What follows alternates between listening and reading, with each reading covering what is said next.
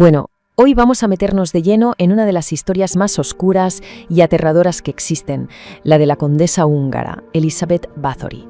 Su nombre suena a leyenda, a cuento de terror, pero la verdad que se ha podido documentar es todavía más escalofriante. A ver, si nos ponemos a pensar en los asesinos en serie más famosos, ¿qué nombres se nos vienen a la cabeza? Seguro que la mayoría son hombres, ¿verdad?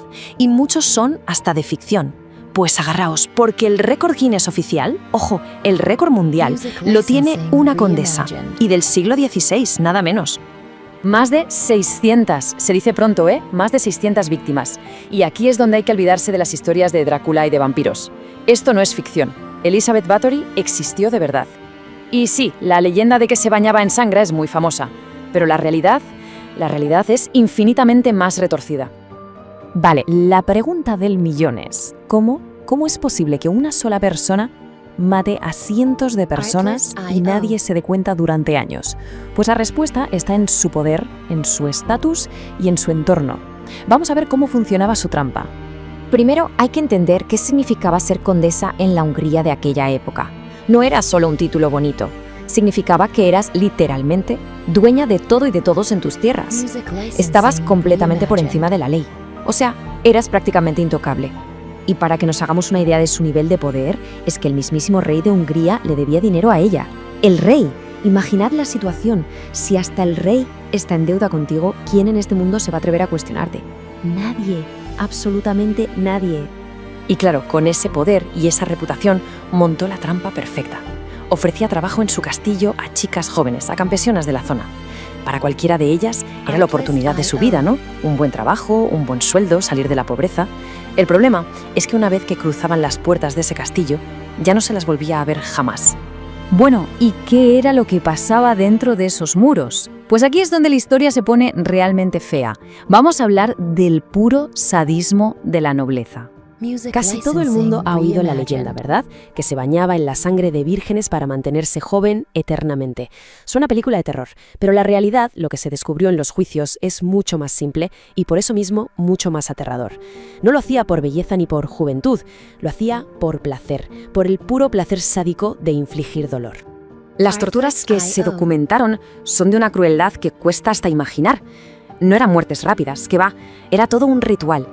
Por ejemplo, hay testimonios de cómo sacaba a las chicas desnudas a la nieve en pleno invierno y ordenaba que les echaran agua helada por encima hasta que morían. Perdonad la pausa en el vídeo, recordad suscribiros y darle al like. Eso nos ayuda a seguir. Os dejo con el vídeo. Gracias. Congeladas, literalmente. O las cubría de miel y las dejaba atadas para que se las comieran vivas los insectos. Es brutal. Claro, con este nivel de impunidad uno se pregunta, ¿cómo la pillaron? ¿Cómo es que alguien tan poderoso acaba cayendo?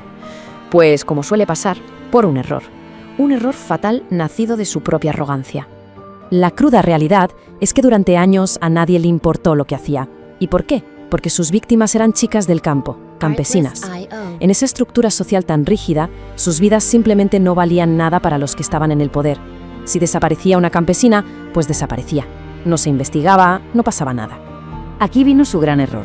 Se confió tanto, se sintió tan impune, que empezó a atacar a chicas de familias nobles. Nobles de menor rango, sí, pero nobles al fin y al cabo.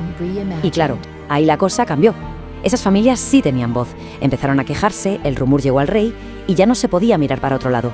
El rey tuvo que ordenar una investigación oficial. Y lo que encontraron los investigadores al entrar al castillo tuvo que ser una auténtica casa de los horrores. Cuerpos por todas partes, chicas todavía vivas pero agonizando encerradas en las habitaciones. Y la prueba definitiva, la que lo sentenció todo, fue su propio diario. La tía lo apuntaba todo. Llevaba un registro meticuloso de cada una de sus 600 víctimas. Con pruebas tan aplastantes, el final era inevitable. Pero el castigo no fue una simple ejecución, fue algo mucho más poético y terrible. Vamos a verlo. La emparedaron viva. Y aquí vemos la tremenda hipocresía de la época. A sus cómplices, que eran gente del pueblo, los ejecutaron de las formas más brutales que había. Algunos los quemaron vivos, pero a ella no. ¿Por qué? Porque era noble. Su estatus la salvó de la ejecución pública, pero le tenían reservado un destino que quizás fue peor. De hecho, en los escritos de la época se describe su sentencia justo así, un castigo peor que la muerte. Se buscaron la vida para encontrar algo que fuera lo suficientemente terrible, pero sin romper la regla de oro de no ejecutar públicamente a un miembro de la alta nobleza. Y lo que hicieron fue increíble. La encerraron en sus propias habitaciones, en su castillo. Tapiaron las puertas y las ventanas con ladrillos. La dejaron a oscuras, en completo aislamiento, con una única y pequeña ranura por la que le pasaban la comida y el agua. Básicamente, la enterraron en vida dentro de su propia casa. Y no fue cosa de un par de días, ¿no? Estuvo así 4 años. 4 largos años. Sola, en silencio y en una oscuridad total. Hasta que en 1614 la encontraron muerta dentro de su tumba de ladrillos. Y la historia termina ahí. Pero la pregunta queda en el aire, ¿no? Después de todo lo que hizo, después de más de 600 muertes, ¿fue ese un castigo suficiente? ¿Se hizo justicia de verdad? Es una reflexión sobre la justicia, el poder y hasta dónde puede llegar la crueldad humana que, la verdad, sigue dando que pensar hoy en día.